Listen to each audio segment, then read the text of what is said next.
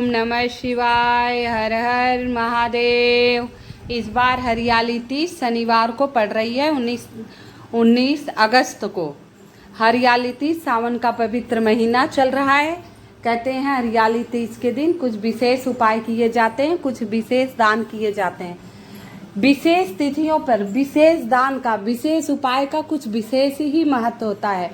उपाय तो हम प्रतिदिन करते हैं, लेकिन जो त्यौहार आते हैं, जो विशेष दिन आते हैं, उस दिन दान करने का एक अलग ही महत्व होता है, वो भी सावन के पवित्र महीने में तो बहुत ज़्यादा। कहते हैं सावन के महीने में तीज के दिन आप हरी चूड़ियाँ, हरे वस्त्र अवश्य ही धारण कीजिए। हरी चूड़ियाँ और हरे वस्त्र जरूर पहनिए। हरी चूड़ियाँ, हरे वस्त्र पहन के जो सुहागन शिवलिंग पर एक लोटा जल अर्पण कर जाती हैं, अभिषेक कर जाती हैं, समर्पित कर जाती हैं, उनकी सारी मनोकामना पूर्ण हो जाती, उनके जीवन में मधुरता बनी रहती है सदा। हरियाली तीज के दिन भाइयों को अपनी बहन के घर 1 किलो मिठाई अवश्य लेके जाएं। मीठी पूड़ी, घेवर बहनों के यहाँ तीज देने का रिवाज है, बेटियों के यहाँ तीज देने का रिवाज है। इससे बहुत अनंत गुना फल मिलता है। बहन जब खुश होती, बहन बेटियों को जो दान किया जाता है उसका सहस्र गुना फल हमें मिलता है, उनके हिस्से का भी धन आता है, ऐसी मानता है। तो हरियाली तीज के दिन आप शिवलिंग पर जाकर 1 लोटा जल अवश्य अर्पण कीजिए, क्योंकि हरियाली तीज शनिवार के दिन है। तो इस दिन कुछ काली वस्तुओं का दान अवश्य कीजिए, जैसे काली उड़द की दाल, काले तिल, काले कपड़े। तो आप काली वस्तुओं का कुछ ना कुछ दान अवश्य कर दीजिएगा। आइए, सुहागिन स्त्रियों को श्रृंगार का सामान अवश्य दान करना है। अगर आपको कोई श्रृंगार का सामान आपका दान का नहीं ले रहा है तो आप मंदिर में चढ़ा आइए या किसी ब्राह्मण को दान दे दीजिए। श्रृंगार के सामान में 5 वस्तुएं मुक्ता दान करनी है। आप 16 कर पाए तो अति उत्तम, 16 नहीं कर पाए तो 11, 11 नहीं तो 9। अगर आपकी गुंजाइश नहीं है, आपके पास इतना धन नहीं है, तो आप 5 वस्तुएं श्रृंगार की दान कीजिए। पहला, मेहंदी, चूड़ी, सिंदूर, बिंदी और आलता। मेन ये 5 चीज़ें हैं, चूड़ी, बिंदी, सिंदूर, आलता, मेहंदी। ये 5 वस्तुओं का दान आप कर दीजिएगा। कोई ना ले तो आप मंदिर में चढ़ाकर आ जाइए या किसी ब्राह्मण को आप दान दे दीजिए। आप चलिए पहले उपाय की तरफ चलते हैं। एक बेलपत्र लीजिए, साबुत 1 बेलपत्र लीजिए और 1 लोटा शुद्ध जल लेकर अपने घर से जाइए और मंदिर चले जाइए। शिवलिंग के पास जो लोटे में जल भरकर रखे हैं कलश, वो शिवलिंग के पास ही रख दीजिए। कलश को शिवलिंग के पास रख दीजिए और बेलपत्र उसमें टच कर दीजिए, कलश में छुआ दीजिए, मतलब छुआ के शिवलिंग के ऊपर चढ़ा दीजिए। चढ़ाने के बाद जो लोटे का जल ले गए, उत्तर की तरफ मुख हो, लोटे के जल समर्पित करिए। श्री शिवाय नमस्तुभ्यम कर बेलपत्र जाप कर धीरे धीरे जल पर डालिए। कुंदेश्वर महादेव का नाम लेकर जल डालिए और जहाँ जलधारा है वहाँ एक पात्र रख दीजिए उस जल को लेने के लिए। वो पात्र जल भरकर आप अपने घर ले जाइए। कुंदेश्वर महादेव की जय कहते हुए जल धीरे धीरे चढ़ाइए। उस पात्र में आप थोड़ा सा जल घर ले जाइए। जो व्यक्ति आपके घर में बीमार है उसको पिला दीजिए और घर में कुंदेश्वर महादेव का नाम लेकर छिड़काव कर दीजिए। आपके घर से बीमारियां सदा के लिए दूर हो जाएंगी। कुंदेश्वर महादेव का नाम लेने से ही बीमारी दूर हो जाती है। आइए दूसरे उपाय की तरफ चलते हैं। 5 बेलपत्र लीजिए। 5 कितने? 5 बेलपत्र लीजिए और 5 बेलपत्र खंडित नहीं होने चाहिए। 5 बेलपत्र खंडित नहीं होने चाहिए, ना उनकी पत्तियां टूटी फूटी होनी चाहिए। ध्यान रखना, 5 बेलपत्र हमें लेने हैं। 5 बेलपत्र आप ले लीजिए और इसमें इत्र लेना है। क्या लेना है? इत्र। सेंट नहीं, जो आजकल सेंट मिल रहे हैं, ये फॉग वाग एडवर्टाइजमेंट दे रहे हो, ये सब नहीं, सेंट नहीं।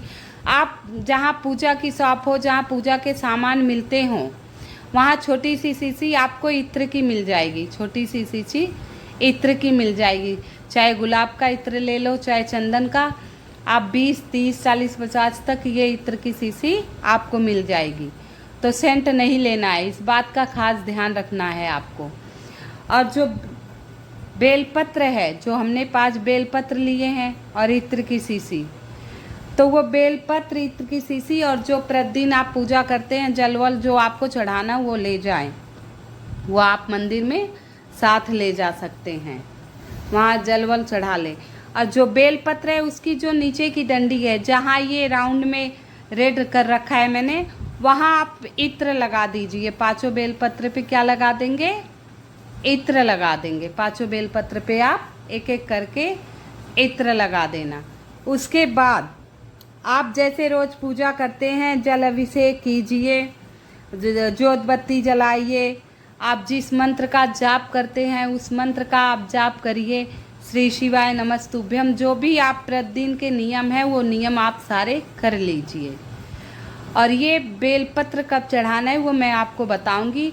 इससे पहले मैं आपको बता देती हूँ, जो मेरी आवाज़ पहली बार सुन रहा हो कृपया मेरी वीडियो को लाइक एवं सब्सक्राइब कर दीजिएगा, आपसे निवेदन है।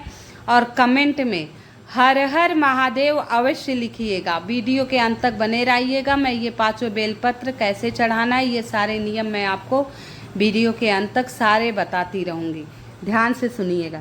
सारे आप जलवल चढ़ा के जोत बत्ती कर लिए, तो आप ये जो इत्र लगा हुआ बेलपत्र है जो न, तो हमें अलग अलग नाम लेकर, अलग अलग भगवान के नाम लेकर ये बेलपत्र चढ़ाना है। पहला बेलपत्र चढ़ाते समय आप भोले शंकर का नाम लेंगे। पहले बेलपत्र जो समर्पित करेंगे आप किसका नाम लेंगे? भोले शंकर का। ओम भोले शंकराय नमः। अब जब हम दूसरा बेलपत्र समर्पित करेंगे तो भगवान गणेश का नाम लेंगे। ओम श्री गणेशाय नमः। और जब तीसरा बेलपत्र समर्पित करेंगे तो भगवान सूर्य देव का नाम लेंगे। ओम सूर्याय नमः, ये भगवान सूर्य देव का नाम लेंगे। और जब हम चौथा बेलपत्र समर्पित करेंगे, चौथा बेलपत्र समर्पित करेंगे तो भगवान विष्णु का नाम लेंगे। ओम विष्णुआय नमः। ये तो हमने 4 बेलपत्र अर्पित किए। और 5वां बेलपत्र जब अर्पित करेंगे तो माता महागौरी, माता दुर्गा जी का नाम लेंगे। जगत जननी 9 रूपों वाली माता दुर्गा का नाम लेंगे। ओम दुर्गाय नमः। ऐसे 5 नाम लेकर हमें इत्र लगे हुए ये 5 बेलपत्र अवश्य अर्पण करने चाहिए। ये उपाय आप सावन भर किसी भी कर लीजिए, लेकिन तीज पर एक खास तिथि पर खास उपाय विशेष महत्व होता है। फिर पूर्णिमा पर आप कर सकते हैं, शिवरात्रि और ये प्रदोष पर भी कर सकते हैं, लेकिन तीज के दिन आप कर लीजिए, कल ही ये उपाय कर लीजिएगा। कहते हैं ये शिव पंचायत है, ये 5 नाम शिव पंचायत के हैं। और जो ये शिव पंचायत के 5 नाम सावन के महीने में ले भी लेता है शिवलिंग के सामने, तो उनकी सारी मनोकामना पूर्ण होती है। तो ये 5 नाम आप ले लीजिएगा। ये उपाय किस लिए कर जात, जैसे जिसके घर में बहुत लड़ाइयाँ होती रहती हैं, अब ये नहीं कि खून खराबा हो, जैसे बात बात पे कोई नाराज हो जा रहा है, आपस में मतभेद है, ईर्ष्या जलन, ऐसी बातें परिवार में होती रहती, तो इसके लिए ये बहुत ही सटीक और बहुत ही लाभकारी उपाय है ये 5 बेलपत्रों वाला। जैसे आपके घर खुशियाँ नहीं आ रही हो, खुशियाँ कोसों दूर हो, मन उदास हो, मंगल कार्य नहीं हो रहे हैं, बहुत बेचैन हो, चिंतित हो, तो ये इत्र लगे हुए शिव पंचायत के नाम से 5 बेलपत्र आप शिवलिंग पर अर्पण कर देंगे तो आपके घर में खुशियाँ आनी शुरू हो जाएंगी, आपके सारे कष्ट दूर हो जाएंगे, सारी समस्याएं दूर हो जाएंगी। तो तीज के दिन हरे वस्तुओं का भी दान कीजिए। हरियाली तीज के दिन हरे फलों का दान कीजिए, मंदिर में चढ़ाए आइए, किसी विशेष ब्राह्मण को दान दे दीजिए जो पूजा पाठ करते हो, नियमित धर्म निभाते हो, उन ब्राह्मणों को दान दे दीजिए।